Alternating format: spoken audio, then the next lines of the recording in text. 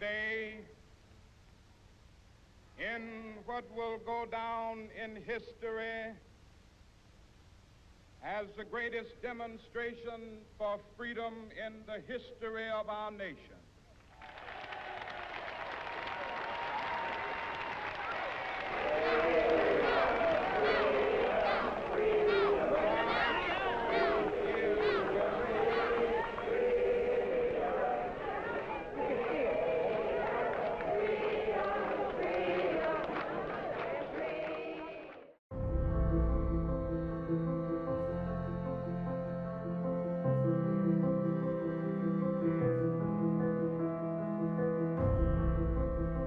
Martin Luther King Jr. was born on January 15, 1929 in Atlanta, Georgia, into a loving and religious family.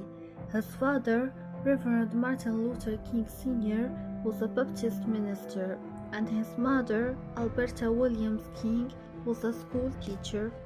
King enjoyed a relatively comfortable childhood. He attended Booker T. Washington High School in Atlanta, where he excelled academically and developed exceptional public speaking skills.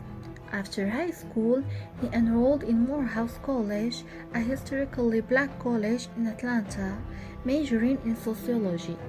Later, he pursued his graduate studies at Crozo Technological Seminary in Pennsylvania, where he earned a Bachelor of Divinity degree in 1951.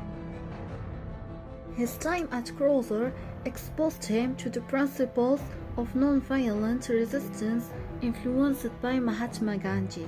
King continued his education at Boston University, earning his PhD in systematic theology in 1955. His doctoral dissertation focused on the concept of God in the works of Paul Tillich.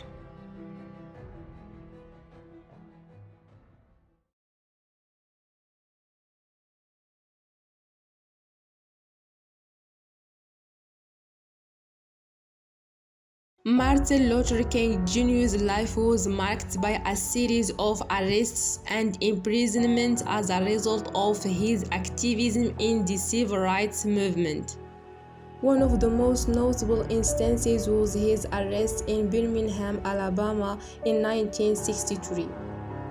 During his time in the city, King led peaceful protests and nonviolent demonstrations against racial segregation and discrimination. Then, America's most prominent civil rights leader comes to Birmingham, April 12, Good Friday.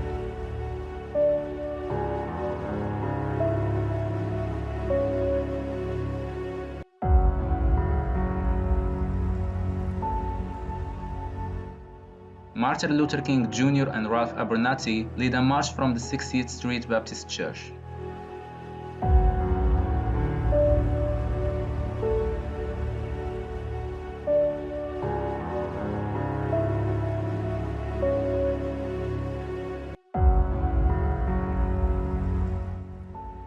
They are arrested.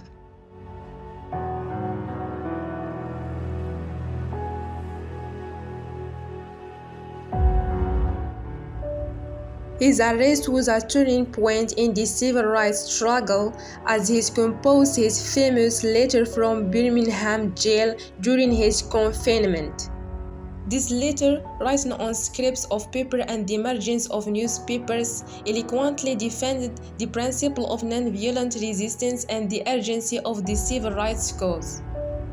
King's time in prison not only showcased his commitment to the struggle for equality but also provides a powerful platform for his ideas, ultimately helping to galvanize the movement and inspire change across the nation.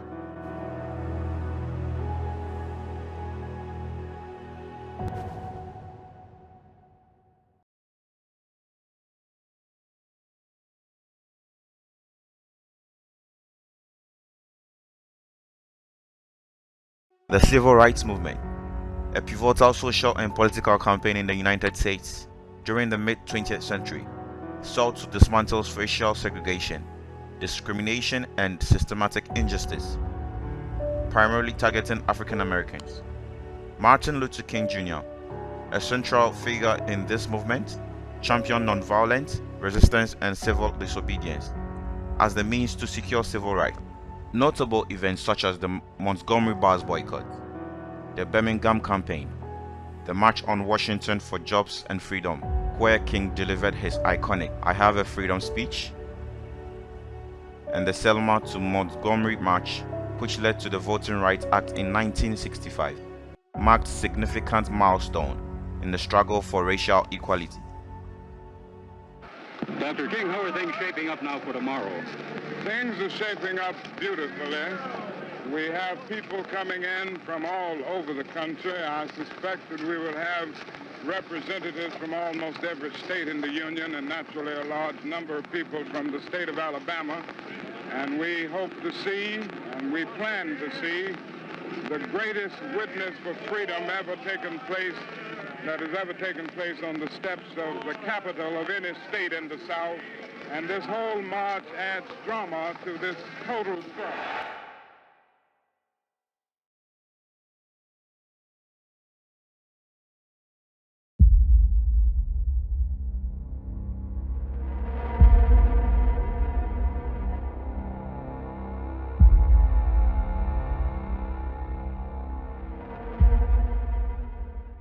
Good evening.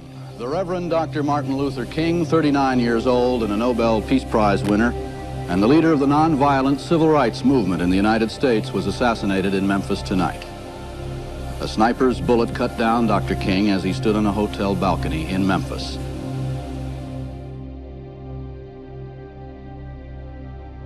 The assassination of Martin Luther King Jr. took place on April 4, 1968, in Memphis, Tennessee. King was standing on the balcony of the Loring Motel when he was shot by James Earl Ray.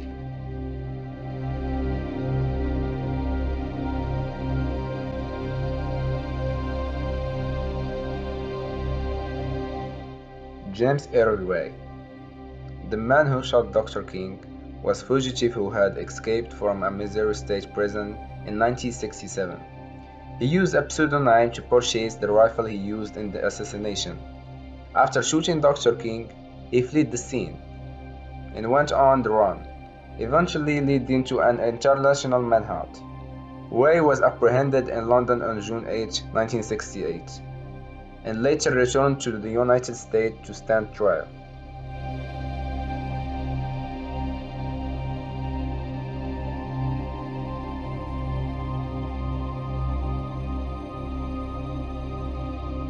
The assassination of Martin Luther King Jr. had a profound impact on African American community and the nation as a whole. It triggered a wave of protests and riots in the cities across the United States, with people expressing their anger and frustration over the loss of a beloved leader and the ongoing racial inequality. Dr. King's death led to a nationwide reckoning with the civil rights and the urgent need for change.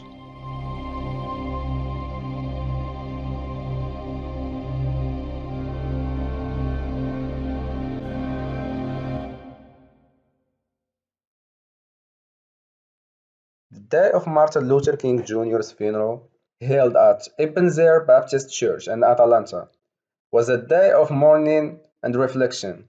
Thousands of mourners gathered to pay their respects, and Dr. King's widow, Coretta Scott King, delivered a moving eulogy.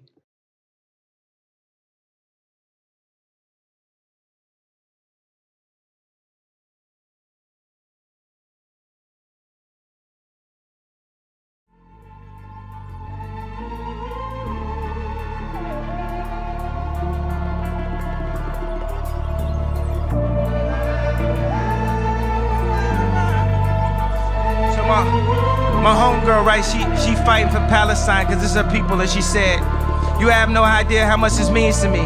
It's been a conversation for me and my family since my father was taken from his home of Palestine in 1948. And I will never back down, and I will always stand up for humanity, no matter the backlash, because I know in my heart what is right, regardless of what people think of me." And I said, "You in full mode, kid, very few know what it means to have the #1 spot in their profession and not be afraid to fight for their beliefs. You're like the warrior queen on the front line for your people. This strength is something different, non-superficial, God-given. She said, make me smile, thank you. I'm trying my best. I know I was put on this universe for a purpose. And these words, they just come through me, not from me. It's a disservice to myself and my people to not speak. We should always be a voice for the oppressed. So, thank you for standing by me, Ye. I will always remember this.